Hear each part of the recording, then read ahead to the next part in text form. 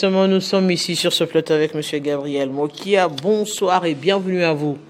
Merci beaucoup, madame. Aujourd'hui, justement, on rappelle aux téléspectateurs qu'au-delà du parti politique, vous vous regroupez au sein d'une structure.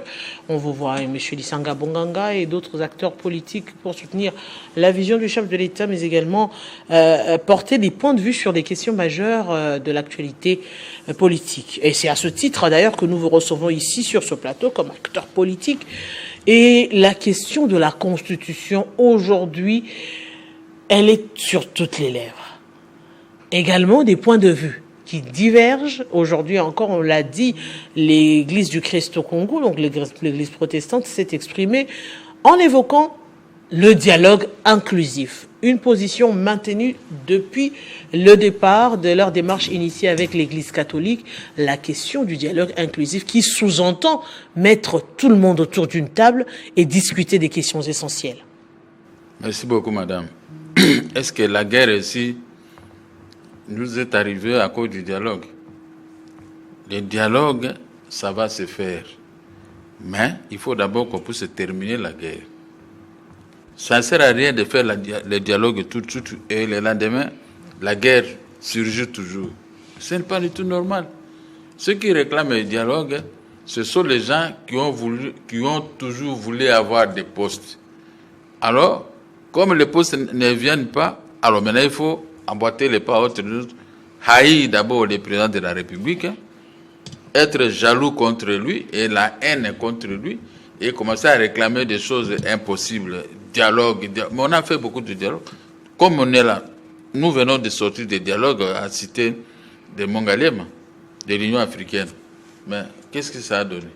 Dans ces dialogues, on nous a demandé les résolutions, la restitution des biens de Mokia et son argent. Mais qui obéit à ça? Bon, maintenant, nous sommes dans une période de guerre avec quelqu'un qui veut nous arracher notre terre. Maintenant, si nous allons au dialogue, mais lui, il vient avec les armes pour arracher les terres, comment on peut concilier ça? Mais ça veut dire que vous allez aller sur un front commun ensemble avec tous les Congolais aujourd'hui, parce que la question de la Constitution vient plus diviser que unir les Congolais autour d'un idéal essentiel. Donc, si je comprends bien votre question, c'est qu'ils ont des armes qui cachent. Parce que aller dialoguer mais vide pendant que l'ennemi est là. Et vous discutez pour le dialogue. Qui a les armes ici? C'est le président Tshisekedi qui a les armes, les munitions et tous les drones et tout ça. Il est en train de se battre sur le terrain. Ces gens-là qui réclament le dialogue, ils sont comme moi, sans armes, mais nus. Et maintenant, vous criez dialogue. Donc vous voulez embrouiller seulement les choses. Nous sommes dans une période de guerre. Il ne faut pas sous-estimer ce que le président de la République est en train de faire. Il ne faut pas sous-estimer ça. C'est très grave. La guerre est là, mais lui, il lutte pour bloquer la guerre. La guerre est là, mais pourquoi ces opposants ne discutent pas pour les problèmes de la guerre? Pourquoi toujours ils attaquent Tshisekedi? Mais Tshisekedi est ainsi le chat de bataille. Mais président Gabriel Moki, alors que la question de la guerre était sur la table, c'est le même pouvoir qui est venu avec la question de la Constitution. C'est là que l'opposition dit non, on ne peut pas parler de la Constitution alors que nous sommes en guerre. On ne peut pas aujourd'hui évoquer cette question de la Constitution alors que une partie de la RDC est occupée. Et qui avait occupé cela? Ce sont les ennemis qui occupent. Le président de la République est en train de se battre pour dédouaner les pays de cette occupation. Vous ne pouvez pas décourager celui qui est sur le champ de bataille. C'est ce que moi je dis. Les opposants n'ont rien. Ils sont comme moi. Nous n'avons rien. On ne touche pas un salaire à la fin du mois. On n'a pas les armes et les munitions. On n'a pas ceci. On regarde toujours Dieu donner la force à Tshisekedi pour gagner la guerre. Pour que la guerre n'arrive pas ici à Kinshasa, comme à l'époque de l'AFDEL. Mais maintenant, ils insistent sur le dialogue. Mais pourquoi ils ne critiquent pas celui qui nous attaque? Tous ces gens-là, est-ce que vous les avez déjà entendus critiquer Kagame ou bien Joseph Kabila? Moi, avec une partie de ces gens-là, on critiquait Kabila à l'époque. Kabila était au pouvoir, nous on le critiquait. Mais est-ce qu'aujourd'hui, ils le critiquent? Donc, il y a quelque part, si on regarde très bien, ils sont à connivence avec eux. Est-ce qu'aujourd'hui, le thermomètre s'est qui critique Kabila ou qui s'investit pour la paix en République démocratique du Congo. Oui, c'est Kabila est avec Kagame qui nous attaque. C'est normal, il faut les décourager devant la scène internationale. Il faut les critiquer pour que la communauté puisse savoir que celui-là, c'était trouble fait. Mais cette même communauté internationale, depuis belle lurette, sait que c'est le Rwanda qui agresse la République démocratique du Congo. Qu'est-ce qu'elle fait exactement? Est-ce qu'aujourd'hui, à l'heure d'aujourd'hui, nous devrons encore et encore compter sur cette communauté internationale? Vous savez, la communauté internationale nous regarde avec les yeux. Il voit que nous sommes là, Congolais, mais une partie des Congolais sont avec les seigneurs de la guerre de Kagame. On nous soutient, mais de l'autre côté, on regarde, mais les propres frères, ils ne sont pas avec nous. Parce qu'ici, personne n'est avec nous. Ils sont toujours avec les ennemis pour attaquer. Kagame attaque avec les armes, nos frères de l'opposition attaquent politiquement, autrement, Félix Tshisekedi. La guerre, ce n'est pas Tshisekedi. Tshisekedi n'a pas amené la guerre. La guerre est venue, la guerre était cachée quelque part. À l'arrivée de Tshisekedi, maintenant, la guerre est sortie, est venue. Et nous sommes là en train de vivre la période de la guerre. Mais pourquoi ne pas rester ensemble? Si ils ont des possibilités pour mettre fin à la guerre, ils n'ont qu'à sortir. On va les encourager, que nous sommes là, les seigneurs de guerre, nous allons attaquer les Rwandais et autres qui nous attaquent. Mais ils sont là comme ça, il ne faut rien sauf des bavardages. Non, ceci. Moi, je pose toujours la question, si je me rencontre avec un juriste, je pose, pourquoi vous attaquez Félix Tshisekedi? Est-ce que vous avez un problème avec Tshisekedi? Parce que moi, avec vous, on était ensemble avec Félix Tshisekedi et son père dans l'opposition. On a fait ce qu'on a fait à son temps. Mais aujourd'hui, vous l'attaquez Tshisekedi quoi? Tshisekedi était en Europe, il nous rejoint. Pour eux, ils estiment que le combat mené au sein de l'opposition ne porte pas ses fruits, alors que c'est la même opposition qui a combattu pour être au pouvoir. Quel fruit vous voulez? Posez-les la question. Quel fruit qui viennent? Moi, je suis avec Félix Tshisekedi. J'étais avec lui dans l'opposition et son père. Je suis maintenant avec lui dans le pouvoir. Quel est le fruit que j'ai gagné dans tout ça? Et c'est une raison maintenant de combattre Tshisekedi. Si les gens veulent des fruits, qu'ils attendent un jour, Félix Tshisekedi va dire, vous voulez des fruits? Bon, attendez, je vais vous donner des fruits. Mais il ne faut pas mener chercher les fruits avec une arme à la main. Des critiques, des menaces et des menaces. On ne peut pas construire un pays que s'il base des menaces. Les gens nous regardent, les gens se moquent de nous.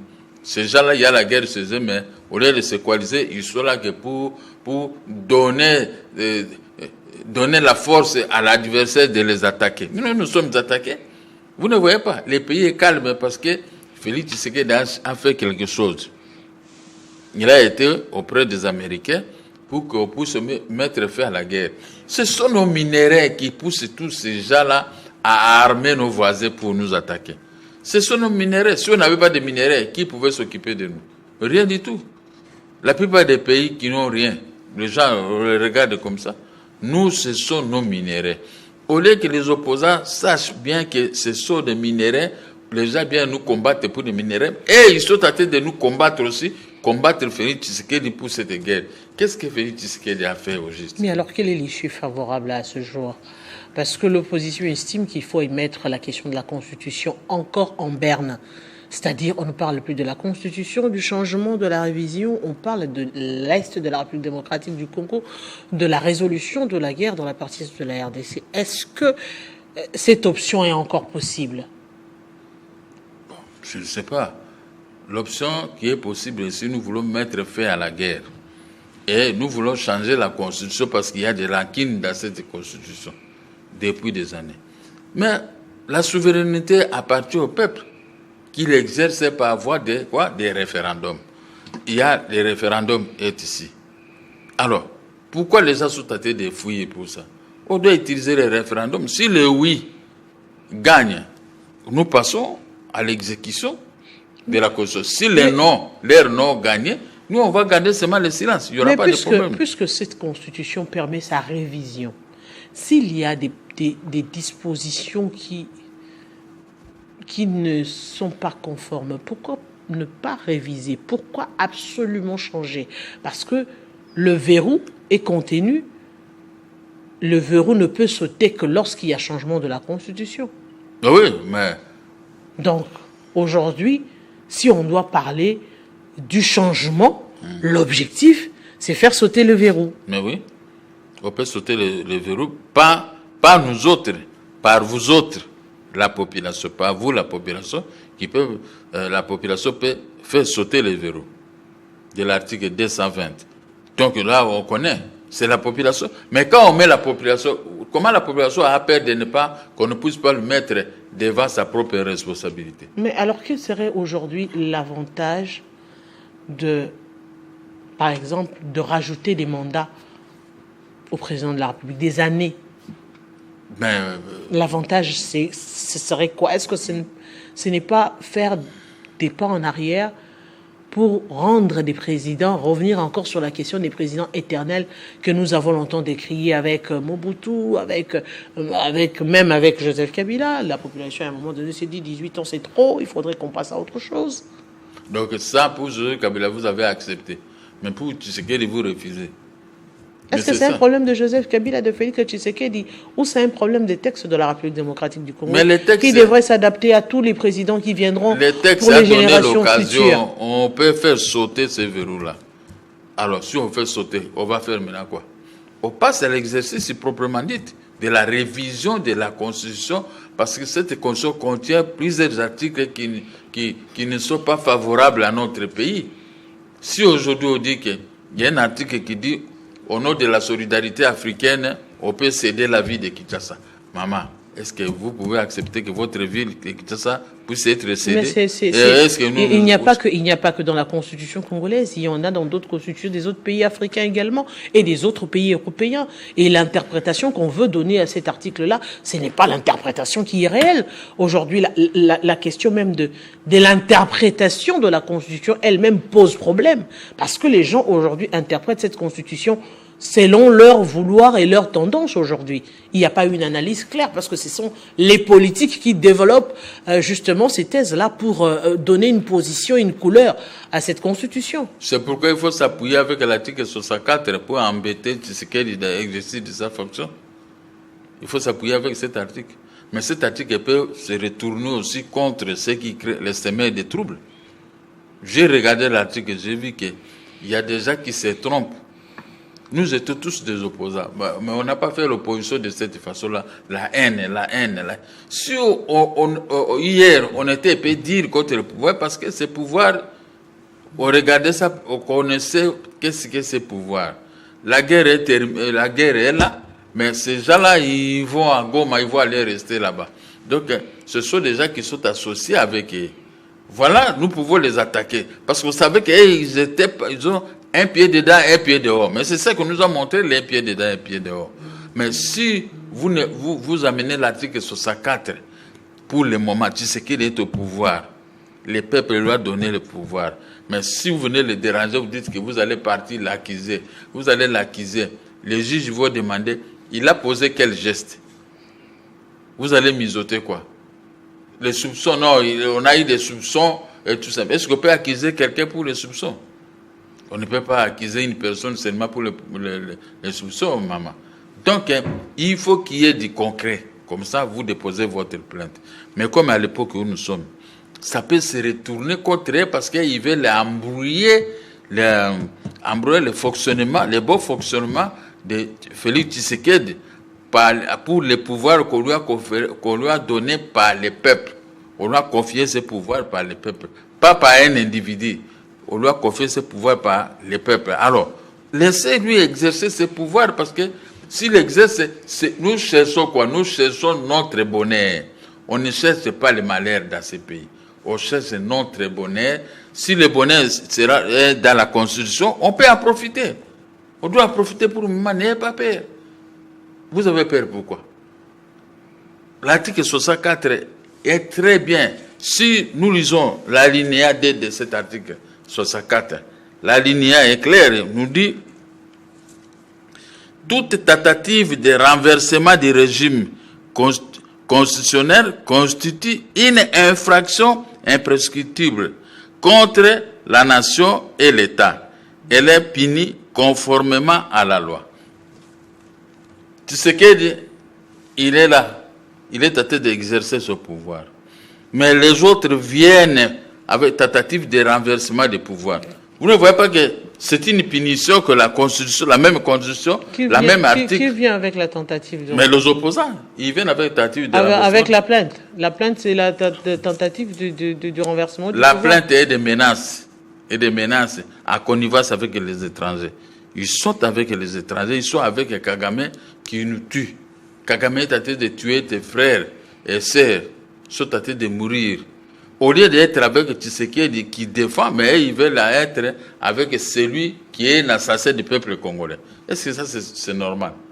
Alors, la Constitution, l'alinéa 2 de cet article 64, leur prévient.